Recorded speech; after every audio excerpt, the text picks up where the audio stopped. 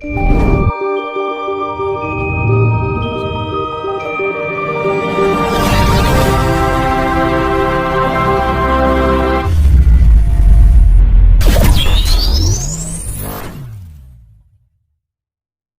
itu bisa bertahun-tahunnya sekarang. Karena perjalanan bumi untuk mengitari matahari itu pelan banget. Akhirnya dengan kondisi normal berputar kayak gitu. Terus terjadi humus, kematian makhluk, terjadi pertumbuhan pembusukan. Jadi kita semua itu terjadi karena proses pembusukan alam. Iya, adewe diceritake suka barang bocah. Kan itu. Jadi itu saya kembalikan ke Adam Hawa. Lah Adam Hawa itu bukan iki Gusti Allah bentuk tanah seperti manusia disebul jadi apa jenenge menungso jadi manusia. Nggak masuk akal gitu. Tuhan itu bukan pesulap kan. Semua itu berdasarkan proses ilmiah alam. Jadi itu ditumpuk jadi Adam. Tidak mungkin. Manusia pertama itu adalah manusia kera. Kan itu. Burak diketek kan. Karena dari sekian juta tahun itu ada penyempurnaan secara fisik. Makanya di peradaban baru nanti ada perubahan fisik di kelahiran baru juga. Mungkin anak dewi sing selama sumben dua anak awake malah ganteng ya. Itu pasti. Dan sekarang itu sudah terjadi. Ya, cah saiki ayu-ayu ganteng-ganteng. Ya, orang dhisik wajah paling celeprat kan evolusi. Iya ya Mas ya. Iya, aku lihat pemain-pemain sepak bola zaman dulu sama sekarang itu bedanya jauh ya. Artis-artis zaman dulu gitu kan, sekarang keren-keren. Nah itu kan perubahan fisiknya itu nanti tambah semakin besar. Tidak hanya fisiknya, tapi secara non materinya atau IQ-nya itu main. Jadi sudah tidak bermain sosok, bermainnya itu sudah partikel. Nah gitu.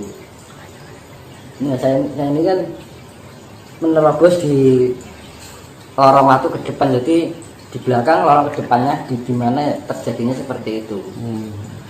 Tapi ya itu apa yang saya lihat, misalkan ada yang nggak percaya silahkan. Ya toh, saya memberi pembisuk ini nih karena dari proses perjalanan itu tadi.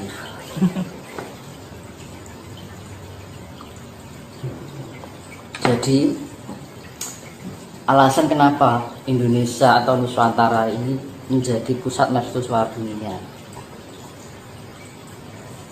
Apa alasannya Mas? Indikasinya apa? Yang mengindikasikan Kalau saya loh, kalau perspektif saya pribadi loh, ketika kemudian dunia itu resesi, ya kan, mulai sekarang kan udah kelihatan nih disuruh numpuk stok pangan dan lain sebagainya begitu. Nah itu hal itu bagi saya tidak akan pernah terjadi di Indonesia karena memang Indonesia itu sumber pangan yang luar biasa. Disitulah kemudian titik kebangkitan kita nanti persoalan sumber pangan itu kalau saya. Barangkali Mas Tinus ada pandangan lain apa kira-kira? Nah, kalau saya membacanya ya,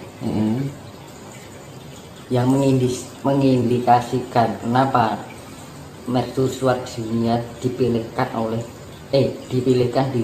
khususnya di tanah Jawa secara umum dan Nusantara. Kan semua itu ono sebabnya, nggak mungkin toh. Jadi Jawa atau Nusantara itu adalah pusat kekuatan energi yang ada di bumi. Kalau saya melihat secara lampau, terjadinya gunung tertua di Jawa itu di Gunung Lawu. Jadi kalau ada Gunung Lawu itu adalah kejatuhan pemindahan gunung-gunung Himalaya menjadi Semeru. Kalau menurut saya enggak, dengan apa yang saya lihat, karena indikasinya gini. Jadi kita kalau bermain imajinasi dan bermain karena gini, kalau kesalahan selalu yakin terus menerus akhirnya menjadi suatu kebenaran. Itu loh, akhirnya kita terjerumus pada ketidakbenaran itu juga. Nah, kenapa saya mengatakan Gunung Lawu? Nah, ciri-ciri gunung usianya tua itu apa, dan gunung yang muda itu bagaimana? Kan itu, gunung tua itu indikasinya dia pasti akan membantu. Misalkan di Gunung Purba di Jogja, Gunung Purba itu, Gunung Lawu itu Gunung Purba. Manik Moyo itu inti semesta, makanya kan digambarkan kayak telur. Sang Hyang Tunggal itu melahirkan yang namanya telur, kuningan, putihan, karo cangkangnya, kan gitu. Ini kalau secara ilmiahnya itu inti mahma yang siwa dewa itu dewa mahma itu dewa siwa. Nah, Semar itu adalah penguasa bumi bagian katulistiwa bagian selatan. Antogo atau Togog itu penguasa bumi di belahan selatan katulistiwa. Makanya di dalam pewayangan Togog itu selalu mendampingi atau menjadi pamongnya raja-raja yang kaya di tanah seberang. Artinya itu. Kalau di Jawa itu Semar jadi pamongnya orang-orang yang sifatnya religius. Lebih kalau makanya di belahan sana Katolik sana orang itu lebih ke fakta, ilmu ilmiah gitu loh. Kalau di belahan selatan lebih ke religi, ke spiritualnya. Spiritual. Nah, makanya di belahan selatan itu lebih dominan non material. Kalau di sini lebih dominan material, kan gitu. Makanya kan bumi itu beratnya menghadap ke timur ya, matahari terbit dari timur. Jadi sama aja otak kita itu otak kanan dan otak kiri. Otak kanan cenderung ke non materi dominannya. Kalau orang dominan otak kiri itu adalah cenderung ke sifat materi, kan gitu. Imajinasi, ilusi, halusinasi, spiritual itu otak kanan. Kedamaian itu otak kanan. Tapi kalau otak kiri lebih ke faktual, lebih ke ilmiah gitu. Makanya dari yang saya jelaskan ini antara kiri sama kanan saya seimbangkan, saya sinkronkan. Makanya yang untuk penetralisir seperti itu, di tengah yang terbentuk neutron itu tadi, proton dan neutron yang sama-sama 50% disatukan menjadi netral. Netral itu simbol kedamaian, kesetaraan, kasih sayang, kan gitu. Jadi ya percaya nggak percaya sih kembali pada diri masing-masing ya. Kalau secara ilmiah saya jelaskan, Adam Hawa itu bukan manusia, tapi perwujudan partikel alam yang sangat kecil sekali. Kalau manusia pertama tadi, manusia purba itu tadi, karena ada pergantian peradaban siklus terjadi penyempurnaan fisik terus menerus gitu. Sampai pada akhirnya di zaman kala Bedui, darani kala Bedui, terjadi kerusakan moral. Jadi komponen ion negatifnya terlalu banyak, akhirnya timbul yang darani sifat iblis. Akhirnya dikatakan Dajjal itu bahwa sifat iblis yang mendunia, sifat negatif yang terlalu mendunia, menguasai dunia, hampir didominasi oleh sifat negatif, yang positif hanya sekian. Itu akan dimurnikan kembali, reinstall. Kalau sudah di reinstall, di upgrade. Dulu sudah pernah kejadian ini reinstall ulang lagi, dibersihkan dulu, ditinggalkan aplikasi-aplikasi yang bawaan, misalkan HP bawaan aplikasi itu, dan itu akan di-upgrade untuk sistem yang lebih modern lah istilahnya. Makanya suatu ketika nanti ada perubahan ini kan pembalikan gini adik, yang awalnya itu yang non material diginikan, itu akan perputaran bumi itu ke arah timur. Jadi bumi, misalkan ini bumi, kita ke arah timur nih berputarnya.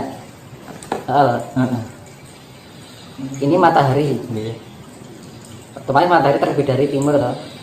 Lah ketika kutub selatan dan kutub utara ini dibalik, misalkan jenengan punya rumah madhepe ngetan, toh, karena kutub ini dibalik, tapi perputaran masih ke arah timur. Jadi jenengan amai madhep mulon toh dadian, madhep ke barat toh. Lah madhep ke barat itu tapi perputaran masih ke timur, seakan-akan matahari terbit dari barat, padahal masih dari timur benarnya. Nah itu ya sering dikatakan yang tanda-tanda akan terbit matahari dari barat itu ya itu juga bisa diilmiahkan musim.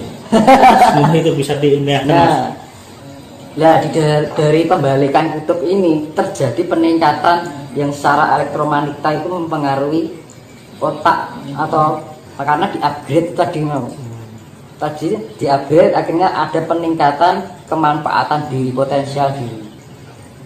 Akhirnya besok itu tidak hanya supranatural, tapi supernatural. Orang itu sudah tidak memahami sosok perwujudan, kan perwujudan bagian imajinasi. Kekuatan imajinasi itu bisa mewujudkan sesuatu yang partikel itu bisa menjadikan berdasar imajinasi pikiran dan memori otak. Jadi bisa terwujud bentuk. Nah akhirnya dari pembalikan ini, karena berputarnya gini, misalkan ini kutub magnet gitu, pembalikan akhirnya orang yang maunya awalnya di sini yang memahami lebih dominan ke non material, dibalik sini non materialnya dapat, itunya juga dapat, akhirnya terupgrade elemennya. Jadi update all elemen alam semesta dan gitu ya. Besok itu orang cerdas sekali mas. Jadi misalkan yang selamat itu terupgrade, ini aja sudah terjadi kok, belum dibalik aja sudah banyak terjadi orang yang mata batinnya terbuka sejak tahun 2020-2021. Tiba-tiba bisa gini, bisa gitu, terupgrade dengan sendirinya. Itu baru efek kecil. Tapi ada juga yang ternegatifkan. Jadi hanya orang pilihan kan gitu kan. Hanya orang-orang tertentu yang mungkin kandungan genetika dari leluhurnya itu bagus. Jadi istilahnya mendukung gitu loh, dari genetika leluhurnya itu mendukung si anak tadi. Jadi tiba-tiba mempunyai kelebihan yang sebelumnya dia tidak disadari, kayak terbangun di spiritnya. Itu sudah terjadi. Gitu loh. Itu baru efek kecil, belum nanti kalau sudah pembalikan gini efeknya besar sekali. Dan besok ketika banyak orang bisa memahami partikel semesta itu tadi, orang akan pintar mencerdaskan diri, mengerti caranya penyempurnaan diri, potensial yang ada dari setiap partikel dan cahaya dan aura cahaya itu tadi. Dengan mudah di zaman orang-orang dahulu itu dengan mudah dia ingin menyempurnakan partikel-partikel dalam bagian tubuh, semua bagian tubuh manusia itu di zaman itu. Makanya di ajaran besok itu ya seperti saya jelaskan di video sebelumnya, akan kembalinya ilmu sangkan parane Dumadi, tapi secara metode ilmiah, tapi konsepnya sama. Ilmu sangkan parane Dumadi panglurating biyu kan gitu. ilmu, suatu pengetahuan. Sangkan paraning dumadi itu kan dari awal berangkat dumadi kembali ke asal. Pangruating biu itu penyempurnaan diri agar kita menjadi hal yang sifatnya kotor dalam tubuh kita itu menjadi sempurna lagi. Nah tadi makanya saya jelaskan tadi yang untuk pemurnian itu yang dimurnikan ada dua sifat, yaitu non material dan material. Non material tugasnya Isa Al-Masih itu tadi, kalau diwayang bisa geni, itu bisa geni titisan Sang Yang Wenang. Isa Al-Masih dibilang kalau Nasrani putra Allah kan ngono. Lah dengan cara kasih. Nah, untuk penyempurnaan partikel non materi itu dengan kasih penyempurnaannya, pemurniannya kan gitu. Terus ya tadi yang non materi, yang materi itu penyempurnaannya dengan air laut. Di agama yang namanya Nabi Khidir, penguasa laut. Kalau diwa yang Antasena, titisan Sayang Dalno, makanya disapu dibersihkan karena air laut sifatnya penetralisir.